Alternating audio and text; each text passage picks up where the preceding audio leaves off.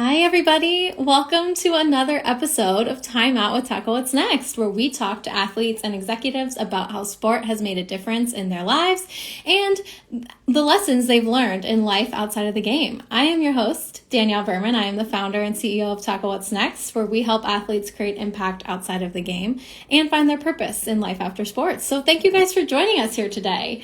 I am talking to Toccara Ross today. I'm so excited for you guys to hear from her. She is a pro basketball player. She's played for about 12 years. She's an advocate, writer, publisher. She is working right now to create safe spaces and provide resources for underrepresented communities. She shares her journey with other aspiring athletes through mentoring and speaking to youth about the role that sports can play in their lives and how to really use that vehicle to overcome obstacles. She also uses her platform as an athlete to advocate for LGBTQ youth and athletes by serving as an ambassador for Athlete Ally. As many of you know, that's an organization that educates and advocates for the LGBTQ athletic community. And in addition, she is helping others write their story as a publishing consultant and founder of Toccara Renee, a consulting brand creating safe space for underrepresented communities to tell their story.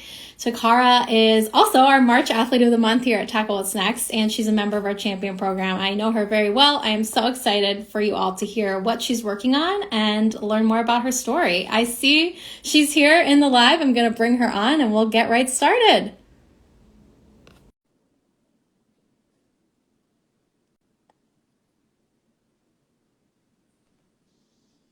Hello. Hello there. How are you? I'm great. Thanks for having me.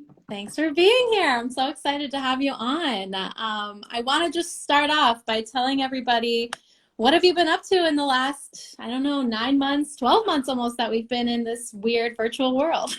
Trying to stay sane like the rest of the world and really diving into self-care and, staying on my toes, being ready to move and shift based on what the world is throwing at us right now. We were all, immediately in survival mode with the Yeah. pandemic, but now we're a little bit more settled into, the new way of life. So just like everyone else, I have, learned to pivot, and I am, doing what I need to do to be responsible throughout this global shift. Yeah, absolutely. When you mentioned the pivot, what has changed? So clearly sports has changed a lot, but your day-to-day has to have changed too, right? You're growing a different brand. You've got some, publishing work that you're doing. Talk to us about what's changed and what maybe if there's opportunities that have come out of this time. Yeah, absolutely. Initially, I made the choice to stay home during the pandemic. I was like, okay, this may be a blessing in disguise. Let me take care of my body first and foremost. Let me take care of my mental health, and let's see what comes up. I'm a Hmm. tenured athlete, so I'm grateful to kind of have the privilege to stay home and to figure it out as it comes. And it's not Yeah. everyone's case, but I definitely chose to stay home. In the process of staying home, I was like, look, you're going to be transitioning out of this sport in the next couple of years. And I've always wanted to do that on my terms. So in the process, I'm like, let me work on my brand. Let me work on this piece of me that not everyone gets to see Mm. off the court. And so that's where, my brand Toccara Renee started to develop. I've been working in publishing for the last 5, 6 years. And what I've learned with publishing has just been, it's a really great space to tell stories. And as an advocate for so many beautiful communities that have really affected me, that being the LGBTQ community, that being the Black and Brown community, that also being sexual survivors that have a play a really big part in my space as I'm a sexual survivor, as well, sexual assault survivor. So those communities really, I really wanted to make sure that my brand supported those communities. And Hmm. because I've been in the publishing industry for quite a while, I wanted to create a space that allowed those communities, for me to tap into those communities and really leverage the stories they have and give them a platform to not only tell their stories through their voices, but also give them a place to publish those and monetize and put money back into those communities, because that's really important. We don't necessarily have that information and that knowledge. So Yeah. that's been my baby during this pandemic.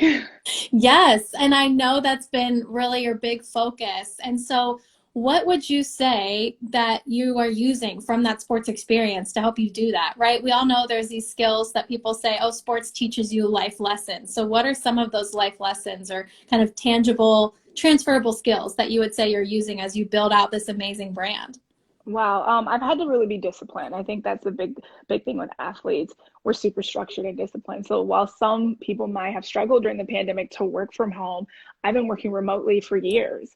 I'm so used to being abroad and having to use my time very strategically, Yeah. working on different time zones. Yeah, the last 5, 6 seasons, I've been, playing on the court, but when I'm not playing, I've had to work on, a Hong Kong time zone, an LA time zone, an East Coast time zone. So I've really had to. That's been a really big asset for me during this stage of my life to be able to work from home and be very structured in how I've been Mm-hmm. able to do that. And I've been very proactive in that process. Yeah, absolutely. And I want to talk too, you talked about playing internationally. Let's go back to some of your early sports experiences. Like what drew you to sports? What drew you to basketball specifically? And tell us what impact that's made on you. Wow, I started playing basketball a little bit later than most people. I actually played soccer. I started playing soccer when I was in kindergarten. That is my sport. For all I knew, I was going to be the next Brianna Scurry. I was going to play soccer, and I was actually better at soccer than I was at basketball. So I started to play basketball, man, maybe 13. Mm-hmm. I was tall, I was Wow. lanky, I was athletic, I was doing so many other sports, and it just worked. Mm-hmm. And I grew a love for that sport. I really did. And playing every sport and then having to choose, I chose basketball. It's where I needed to be. And as you can fast forward to now, here I am, about to Yeah. go into my 12, 13 year playing, and this is where I was meant to be. Yeah. I laugh because so many people say that soccer was their like go-to sport as a kid, and it makes so much sense. But everybody seems to have chosen another sport Right. Because I after think it's like soccer. that sport your parents be like, okay, I need her to run around. I need her to Yes. get tired. They just throw you in it. But yeah, but I was good at it and it worked. Yeah. But it was something about basketball that was like, this is it. Yeah, no, I Yeah. love it. I think that's great, and you hit a great point that soccer seems to be that sport that it's fun, right? You get to run around, you get that You get to energy knock out. But people around. Like, it's so exactly. fun. It really is. Good, good. And when you are playing overseas, you've playing overseas, you've been playing in college, obviously. What has been some of your favorite parts about your basketball career? What do you maybe miss most about not playing this year because of the pandemic? What has been your kind of highlights of basketball? I do miss traveling. Every part of me wants to travel right now, but I'm trying to be so Me too. responsible. Um, yeah, because like we have a flexible schedule when we're there, when we're not playing, and being most of us play in Central Europe, and to be able to just take a quick little less than $100 flight and take the weekend and go to a different country. It has been amazing. I've been to over 60 countries in the last Wow. 10 to 12 years because I've had that flexibility to be able to hop on a plane or hop on a train. That's the flexibility of living in Europe, in Central Europe. You can just hop over. Living in France, I have friends who were in Switzerland. I could just Hmm. hop on a train and go see them for a day trip. It's like having that. I just miss it so much to be able to Yeah. just to travel, and one day we'll get there again. We will. Yes, we will. And I think that is a big piece of the international part is the culture you get to experience and see and just learn from, which is so exciting. And you don't necessarily get that playing, at different states here in the US or in different cities here. You get it to a point, but it's not the same Right. I've thing. learned all my best lessons. I've met some of my best friends through traveling. So to Yeah. have to take that away, that has just been like, but again, we'll get there. Yeah, we will. This is like I've been watching like Amazing Race and like Nat Geo just to like get a Right. taste for other places. Like, oh yeah. I have some friends who are traveling very responsibly, and so I have Good. been living vicariously through them. Good. You gotta do what you can. And like you said, Yes. we will get back there. And you talked about having this time when you're playing. And it seems like you've taken advantage of that time over the years to really figure out what else do I want to do with my platform. So you work with Athlete Ally. I want to talk about how did you find Athlete Ally? Why did you think this was a great organization to support? And when you're working with Athlete Ally, what experience or what drew you in to say absolutely, Athlete Ally is someone I want to work with, and what was those qualifications or decision factors in this is a brand that I want to align with? Absolutely. I believe I saw a friend. I scrolled down their feed on social media. And I was like, wow, this seems like a really cool brand. And it aligned aligned with a lot of my values. As someone who's not necessarily need to like wave a flag and say that I was a person, but it is a community that I'm part of. It's a community that is very near and dear to my heart. Oh no, we lost you. I don't know if you can hear me. Can you hear me now? I'm here. I can hear you just breaking up a little bit. It keeps the little circles going. Okay. I know you're getting into good stuff, so I want to make sure we can hear you. Okay. Can you hear me? I can hear you a little bit. Okay. Let's see again. What about now?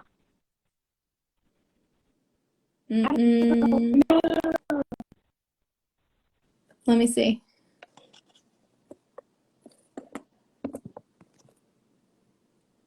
All right, we'll get Toccara back in a second here. I think she's just having some Wi-Fi issues. One moment.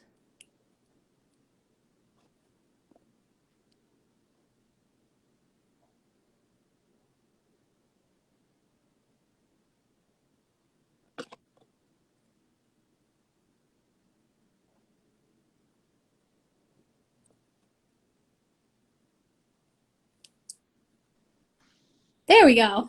And we're back. Good. Okay, I can hear you much better. But you were going in and out. I was like, no. We need to hear this full thing. So yes, Athlete Ally. Talk us through decisions around working with Athlete Ally and how you qualify all of those things. It was definitely just an organization that resonated with a lot of my values. So I went on and reached out to the organization and said, hey, I'm an athlete overseas and I would love to support you. I resonate with everything that your mission and your values. How can we work together? And I remember specifically Ann Lieberman reached out to me and was like, you can't always be there to help and support them, but what they have done over the course of the last couple of years is really sent us initiatives that they want us to really be a part of, and we've signed on to some amazing legislative commitments that need the backing of athletes, especially when it affects our community, especially in the trans community, especially with athletes, advocating for athletes that look like me, advocating for athletes that are part of this community to make sure that our experiences are as inclusive as possible. So shout out to Ann Lieberman for always keeping me in the now with all of the different organizations and the legislative that we really need to commit to really make sure that our world is safe and inclusive as possible. Yeah. And I think I love that you said you went on and you found something that aligned with your values, right? Because I think that's such an important piece of the puzzle is it has to make sense for you to get involved. And so I love that you thought about, okay, this resonates with me and I can see myself engaging, supporting, promoting this. So I think that's such a big piece of the puzzle. Why did you start getting involved in Beyond Athlete Ally, speaking and mentoring athletes, like getting them to understand the power of their sports experience and moving on to building out Toccara Renee and this brand?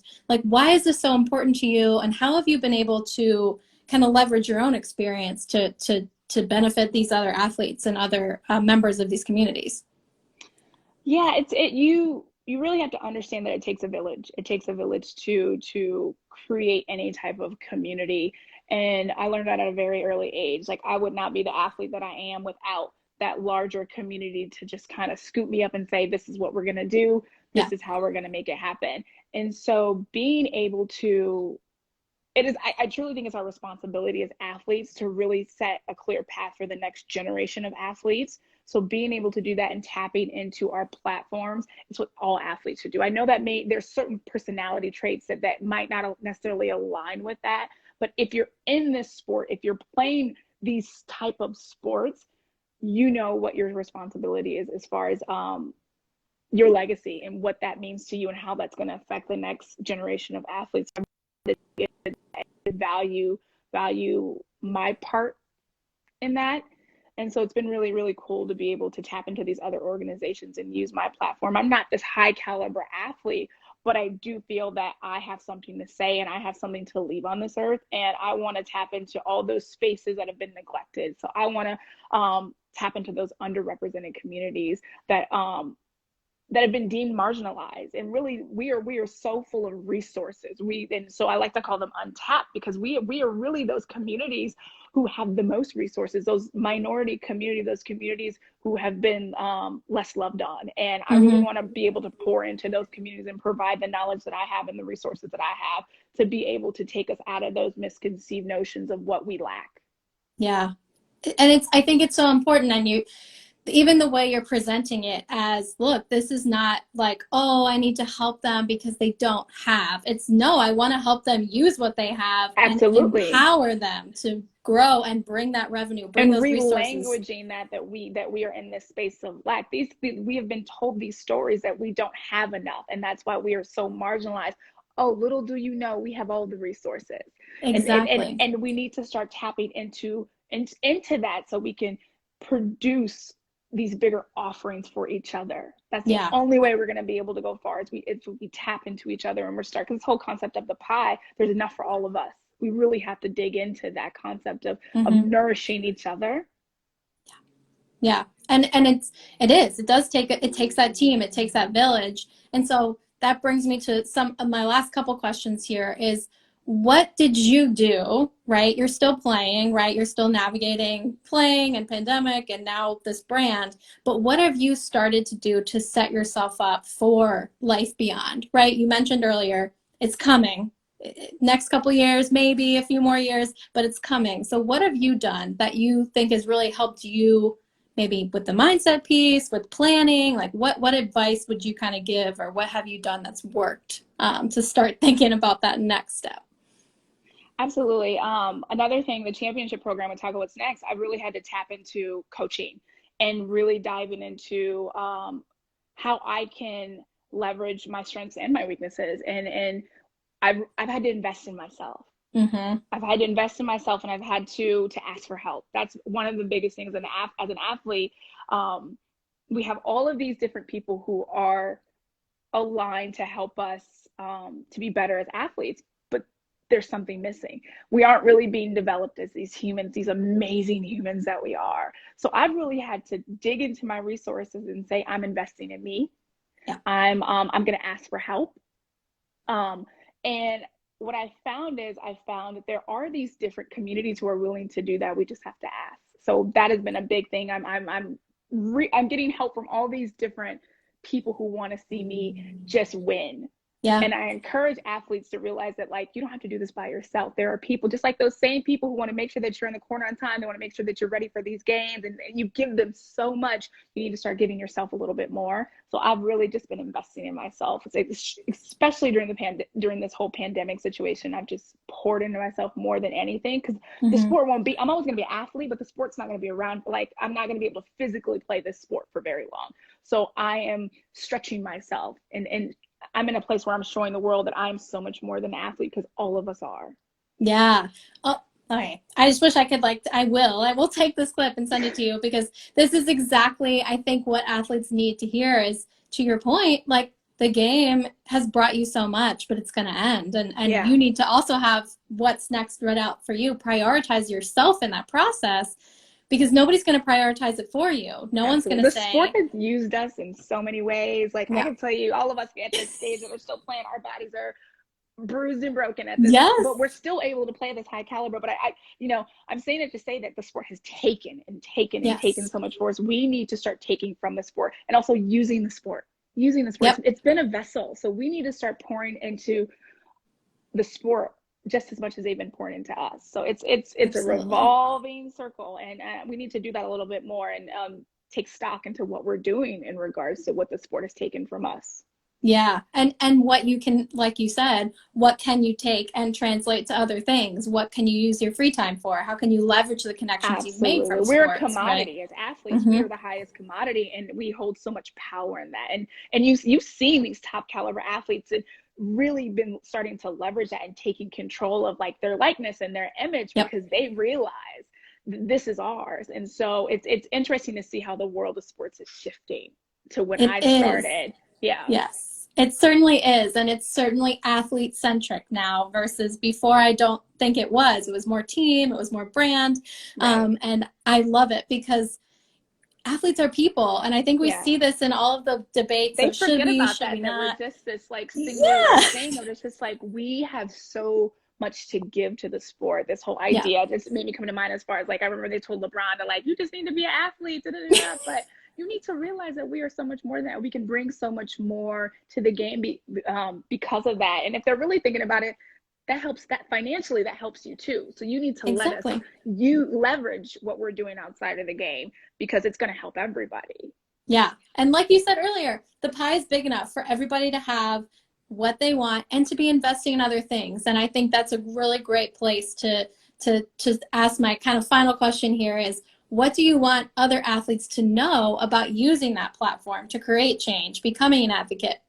Where do they start? What advice would you give them for someone that says, I want to do this, but how? They need to realize that they're in control, that they're their biggest obstacle.